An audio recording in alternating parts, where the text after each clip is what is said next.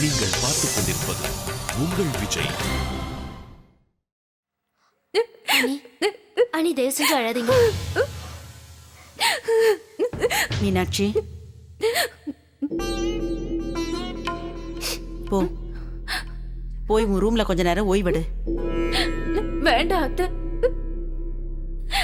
அந்த ரூம்குள்ள போய் தனியா இருக்கணும்னா எனக்கு பயமா இருக்கு.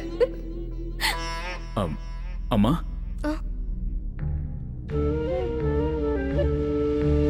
சரி எழுந்துரு, போ. சரி மீனாட்சி, இங்கேயே படுத்துக்க. வேண்டாம் அத்தை, என் உடலை விட்டு என் உயிர் பிரியும் போதுதான் உங்க முன்னாடி நான் படுக்க முடியும். அப்படிலாம் பேசாதம்மா, இங்கேயே படுத்துக்க. வேண்டாம் அத்தை. மீனாட்சி, பழமாவது சாப்பிடுமா. சவிதா, சொல்லுங்கம்மா. அன்னைக்கு ஏதாவது பழம் கொண்டு வா. சரிங்கம்மா. வேண்டாம் அத்தை, பழலாம் ஒண்ணு வேண்டாம். பழத்தோட ஜூஸையாவது குடிக்கலாம்ல. சவிதா, ஏதாவது ஜூஸ் போட்டு கொண்டு வந்து கொடு.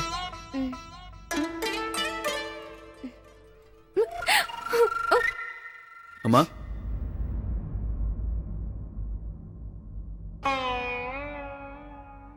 அம்மா, ஒரு நல்ல விஷயம் நடந்திருக்குமா. ஒரு பெரிய ஆர்டர் கிடைச்சிருக்கு நமக்கு. இந்த ஊரோட பெரிய வக்கீல் வீட்டில் கிரகப்பிரவேசமா. 50,000 ரூபாய்க்கு ஒரு ஆர்டர் கொடுத்துருக்காருமா. அண்ணி, ஆனா இப்போ நான் உடனே போய் எங்க வேலையை ஆரம்பிக்கணும். ஆண்டவா, காப்பாத்திட்ட.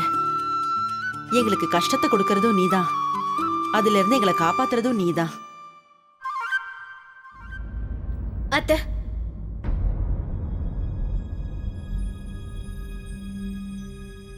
அத்தை, இந்த பிரச்சனை எல்லாம் தானா வந்ததில்ல. குடம் தானா எரியல அத்தை, யாரோ எரிச்சிருக்காங்க. எரிச்சிருக்காங்களா?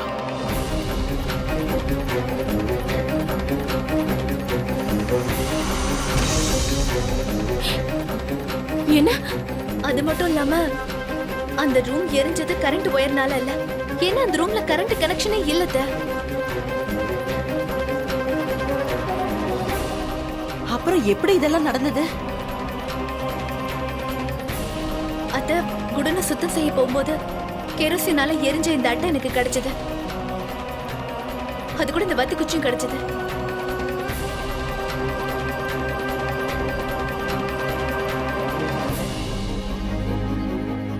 எனக்கு தெரிஞ்ச வரைக்கும் புடவைங்க இருக்கிற இடத்துல கெரோசினும் மேட்ச் பாக்ஸும் இருக்க வேண்டிய அவசியமே இல்லையே. அத்தை, குடோன்ல இருக்கிற மொத்த சாமான் மேலேயும் யாரோ கெரோசினை ஊத்தி இருக்காங்க. அதுக்கப்புறம் தான் கொளுத்தி போட்டிருக்காங்க.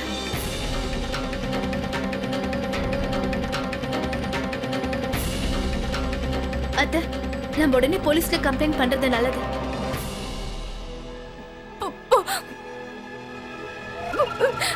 நம்ம வீட்டுக்குள்ள வந்து இந்த வேலையை செஞ்சவங்கள நிச்சயமா போலீஸால மட்டும் தான் கண்டுபிடிக்க முடியும்.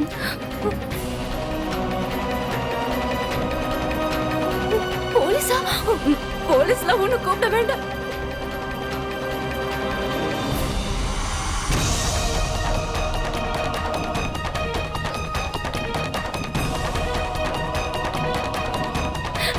நான் ஏன் இப்படி எல்லாம் சொல்றேன்னா, போலீஸ் வந்து மட்டும் என்ன பண்ண போறாங்க? நடக்க வேண்டியதெல்லாம் தான் நடந்து முடிஞ்சிருச்சுல்ல. வர வேண்டிய நஷ்டம் எல்லாம் தான் வந்துடுச்சுல்ல. அங்க எரிஞ்சு போன புடவை எல்லாம் போலீஸ்காரங்க வந்து கொடுப்பாங்களா என்ன?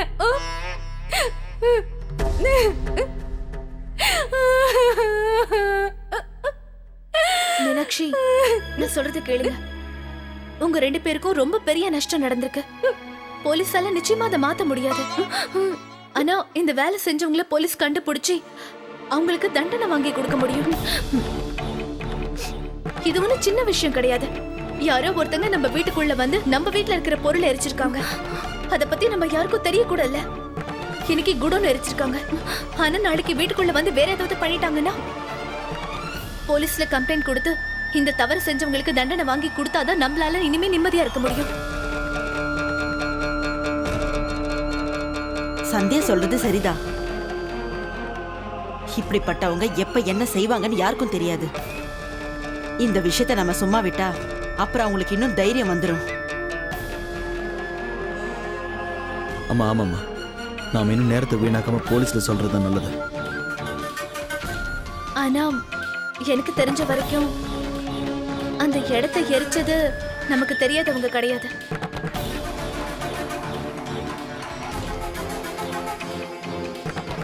இந்த வேலையை செஞ்சவங்களுக்கு குடோனை பத்தி எல்லா விவரமும் தெரிஞ்சிருக்கணும். ஏன்னா நான் இன்னைக்கு புடவெடுக்க போனப்போ குடோன் கதவு வெளியே பூட்டி இருந்தது. அப்படின்னா பூட்டை யாரும் உடைக்கல, யாரோ திறந்திருக்காங்க. அங்க இருக்கிற பொருள் எல்லாத்தையும் எரிச்சிட்டு மறுபடியும் கதவை லாக் பண்ணிருக்காங்க. யாருக்கும் சந்தேகம் வரக்கூடாதுன்னு தான் இப்படி எல்லாம் பண்ணிருக்காங்க. இந்த வேலை எல்லாம் ராத்திரி நேரத்துல தான் செஞ்சிருக்கணும்.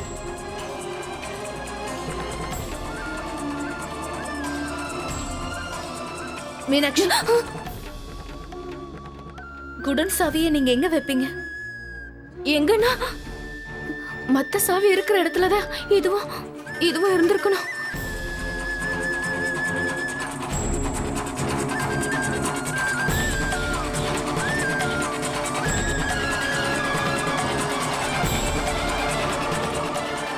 ஆனா அங்க நிறைய சாவியெல்லாம் இருக்கே. அப்படின்னா அந்த இடத்தை எரிக்கிறதுக்கு முன்னாடி அவங்க வீட்டுக்குள்ள வந்திருக்கணும். இந்த இடத்துல இருந்து சாவி எடுத்து அதுக்கப்புறமா வீட்டுக்குள்ள வந்தாங்களா? வீட்டுக்குள்ள வந்தவங்க ஏன் வேற எந்த பொருளையும் திருடல? ஆமாங்க அத்தை, நீங்க சொல்றது சரிதான். ஆனா இங்க இத்தனை சாவி இருக்குல்ல, இதுல இருந்து குடோன் சாவியை மட்டும் ராத்திரி நேரத்துல தேடுறது ரொம்ப கஷ்டமான விஷயம்.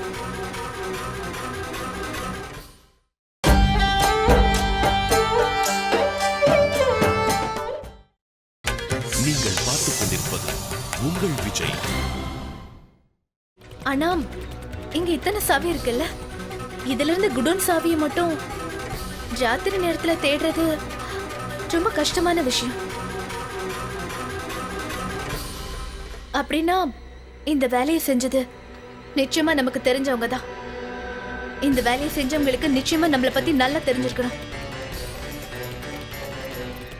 எனக்கு தெரிஞ்ச வரைக்கும் வந்தவங்க வீட்டுக்குள்ள வந்தது குடோன் எரிக்கிறதுக்காக மட்டும்தான்.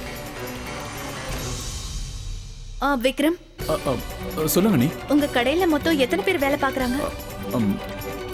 நான் அப்புறம் மீனாட்சி, கடையில் ஒரு பையன் வேலை செய்யறான். இல்ல இல்ல, அந்த பையனுக்கு இவ்வளவு தைரியம் கிடையாது.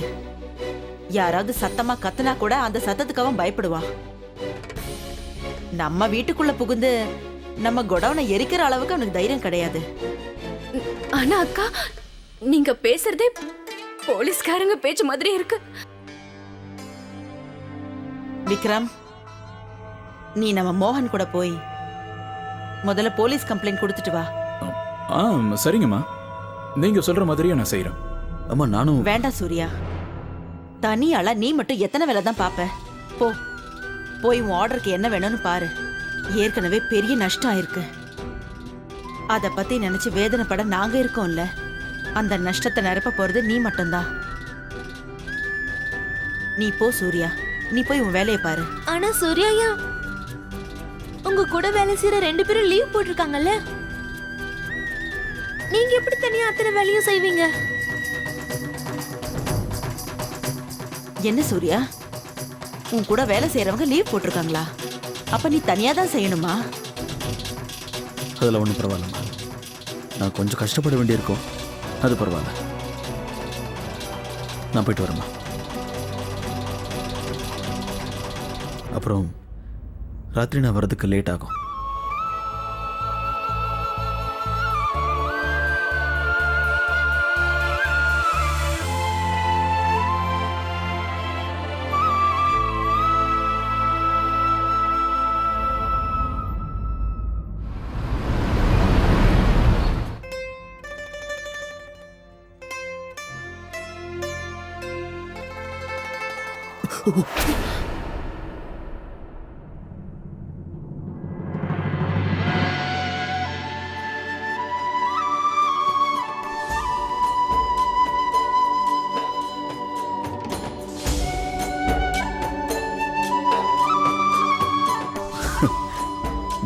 கரெக்டாக வந்து பிடிக்கலன்னா ஸ்வீட் பாக்ஸ் மொத்தமாக கீழே விழுந்திருக்கோம். நான் கஷ்டப்பட்டதெல்லாம் ஒரு நிமிஷத்தில் வீணாக போயிருக்கோம்.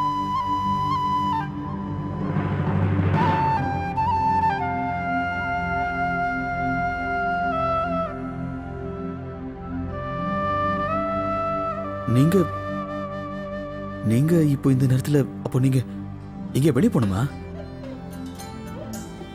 உங்களுக்கு உதவி செய்யறதுக்கு யாரும் இல்லைன்னு சொன்னீங்கல்ல, அதனாலதான் நான் உங்களோட வரணும்னு நினைக்கிறேன்.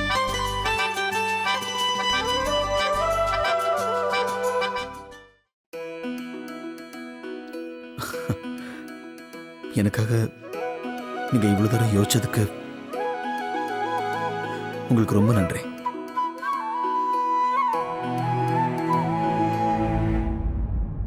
ஆனா என்னால உங்களை அந்த இடத்துக்கு கூட்டிட்டு போக முடியாது. இல்லை, எதுக்கு சொல்ல வரேன்னா அந்த இடம் ரொம்ப சூடா இருக்கும், நிறைய பேர் வேலை செஞ்சுட்டு இருப்பாங்க. அவன் அங்க வந்து நீங்க ரொம்ப கஷ்டமா இருக்கும். அதனால தான் சொல்றேன், நானே போயிட்டு வரேன். இதெல்லாம் உங்களுக்கு பழக்கம் இல்லாத வேலை. என்னை பத்தி நீங்க கவலைப்படாதீங்க, நான் உங்களுக்கு வந்து அங்க உதவி செய்யறேன். தயவு செஞ்சு வண்டி எடுங்க, இல்லைன்னா போக நேரம் ஆயிடும். அப்புறம் உங்களோட ஆர்டரை நம்ம நேரத்துக்கு அங்க கொண்டு போக முடியாது.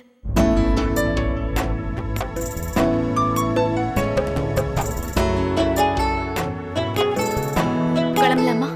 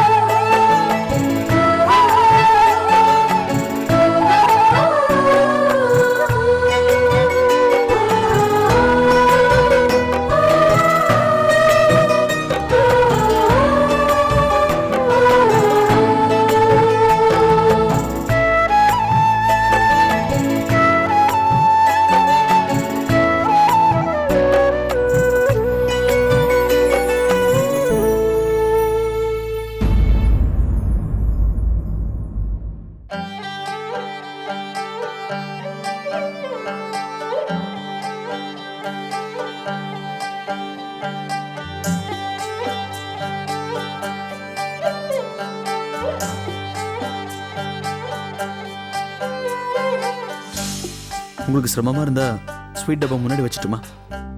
இல்ல பரவாயில்ல, சிரமெல்லாம் ஒண்ணும் இல்ல. சரி.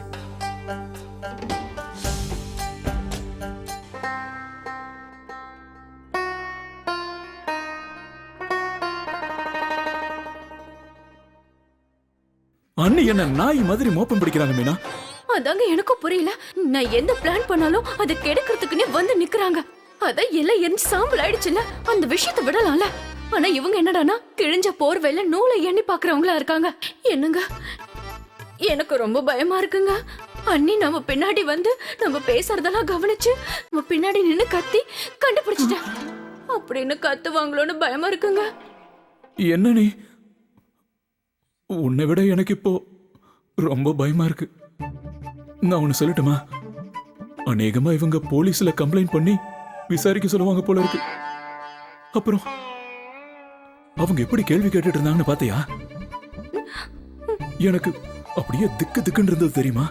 இன்னொரு விஷயம், இந்த பிரச்சனை இன்னும் மொத்தமா தீரல. பிரச்சனை இப்பதான் ஆரம்பிச்சிருக்கு. நம்ம நினைச்ச மாதிரி வீட்டுல இருக்கிறவங்க போலீஸ் ஸ்டேஷன்ல கம்ப்ளைண்ட் பண்ணிட்டாங்க. அதுக்கப்புறம் நம்ம 2 பேர் ஜாதகத்திலையும் சனி தோஷம் ஆரம்பிச்ச மாதிரி தான். நம்ம வாழ்க்கையில மட்டும் இல்ல, இப்படி மடியில வந்து உட்காந்துக்கு போகுது பாரு. தயவு செஞ்சு கொஞ்சமாவது யோசிச்சு பாரு. இந்த வீட்டு மருமக சந்தியா இந்த வீட்டுல நடந்த நெருப்பு விபத்து தானா நடந்ததில்ல, யாரோ செஞ்சதுன்னு சொல்லிட்டாங்க. அப்புறம் அந்த போலீஸ்காரங்க வந்ததுக்கு அப்புறம் இத வெளியில இருந்தவங்க யாரும் செய்யல, வீட்டுல இருக்கிறவங்க தான் செஞ்சாங்கன்னு கண்டுபிடிச்சிருவாங்க. என்னங்க, நீங்க இல்லாம என்னால இருக்க முடியாது. என்ன சொல்ல வர? உங்க குடோனே நீங்க எரிச்சதுக்கு போலீஸ் உங்களுக்கு எத்தனை வருஷம் தண்டனை தருவாங்க? எனக்கு ஏன் தண்டனை கிடைக்கும்? நான் என்ன செஞ்சேன்? சொல்ல போனா இந்த பிளான போட்டதே நீதானே, அதை எரிச்சது கூட நீதான். அப்ப தண்டனை யாரு கிடைக்கும்? உனக்கு தானே? இதுல என்னோட தப்பு எதுவும் இல்ல. எனக்கு இதுக்கும் எந்த சம்மந்தமும் கிடையாது. அதுவும் இல்லாம நான் வேற வயசு பையன். இந்த நிலைமையில நான் எப்படி ஜெயிலுக்கு போறது சொல்லு? அப்படியெல்லாம் நடக்காது. அநியாயங்க. இது வரைக்கும் நீங்க நல்லா இருக்கணும்னு எத்தனை வருத்த செஞ்சிருப்ப. ஆனா உங்களோட பொறுப்பை நிறைவேற்றுற நேரம் வரும்போது என்னையே கழட்டி விட்டுட்டு போறீங்களா? இங்க பாருங்க, குடோன்னு நான் தான் எரிச்சேன். ஆனா எரிக்க போறேன்னு உங்களுக்கும் தெரியும்ல. இங்க பாருங்க, உங்ககிட்ட நான் இப்ப தெளிவா சொல்லிடுறேன். இந்த வீட்ல இருந்தா நம்ம 2 பேரும் சேர்ந்து இருக்கணும். ஜெயிலுக்கு போனாலும் நம்ம 2 பேரும் சேர்ந்து தான் இருக்கணும். ஏய், பைத்தியமா உனக்கு? பைத்தியக்கிற மாதிரி பேசிட்டு இருக்க. எதுவும் பேசாத. இங்க பாரு மீனா, மோகன் கொஞ்ச நேரத்துல ரெடியாகி கீழே வர போற. அவன் கூட நான் போகணும். அதனால அது வரைக்கும் நீ ஒண்ணு பண்ணு. உன் மூளைய கொஞ்சம் யூஸ் பண்ணு. ஏதாவது யோசி. போலீஸ் கிட்ட இருந்து நம்ம தப்பிக்கிறது எப்படி? சரிங்க. ஆனா ஒண்ணு மட்டும் உண்மைங்க, நம்ம 2 பேரும் சேர்ந்து இருக்கணும். இவருக்காக இனி எந்த விரோதத்தையும் செய்ய மாட்டோம். ஆனா மீனா, நிச்சயமா நீ இப்ப ஏதாவது யோசிச்சு ஆகணும்.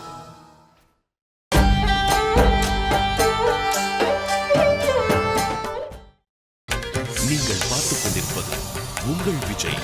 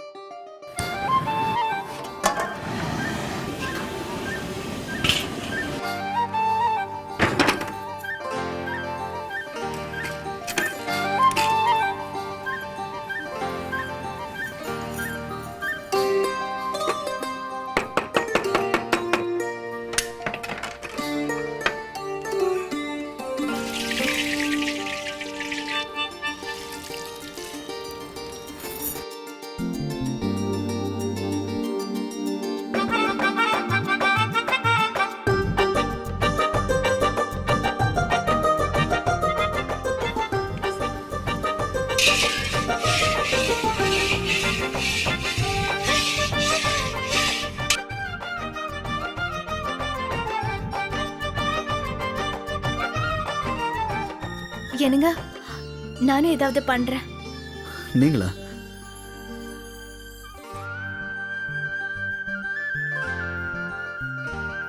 உங்களுக்கு ஏத்த வேலை அந்த அந்த பாதாமி முந்திரியும் கட் பண்றீங்களா?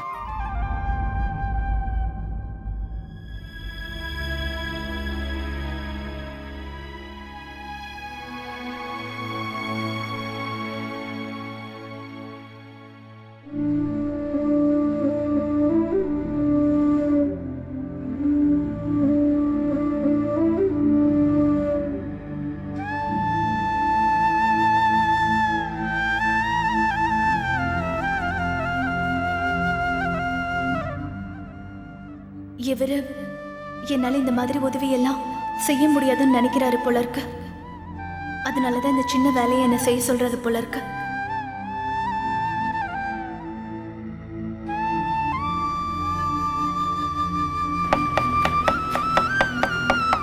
சந்தியா, நீங்க ஒன்று பண்ணுங்க, அதை விட்டுருங்க.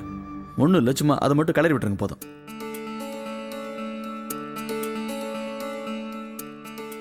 கொஞ்சம் இருங்க, கரண்டி சூடா இருக்கும், இதை வச்சுக்கோங்க.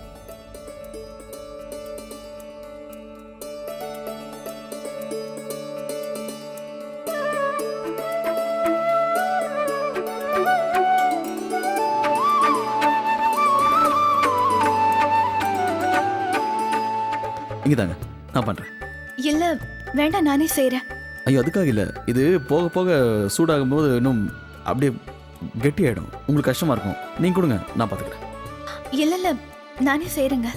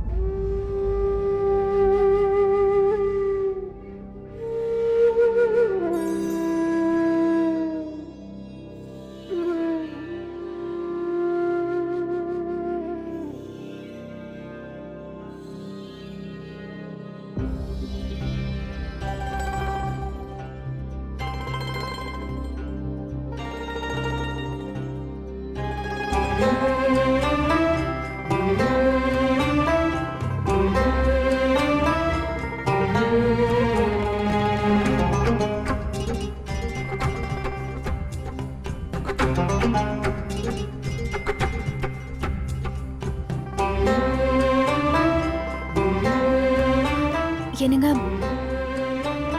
எனக்கு எனக்கு என்ன தோணுதுன்னா ஏதோ ஒரு நாள் வீட்ல சமைச்சதுனால என்னால எல்லாத்தையும் பண்ண முடியும்னு நினைச்சேன். ஆனா என்னால இதெல்லாம் ஒழுங்கா செய்ய முடியுமா என்னன்னு தெரியல. அ, சரியா பண்ணிருக்கேன்னு வந்து பாக்குறீங்களா? எனக்கு ரொம்ப பதட்டமா இருக்கு. ஐயோ, நீங்கள் இது வரைக்கும் செஞ்சு பாதி வேலையை முடிச்சிட்டிங்க. நீங்கள் பாருங்க, இது மொத்தமாக ரெடி ஆயிடுச்சு. என் வேலையை நீங்கள் குறைச்சிட்டிங்க. என்னால நிறைய வேலையை செய்ய முடியாதுன்னு எனக்கு நல்லாவே புரியுதுங்க. ஆனா நான் செய்யலைனாலும் நீங்க நான் செஞ்சேன்னு தான் சொல்லுவீங்க.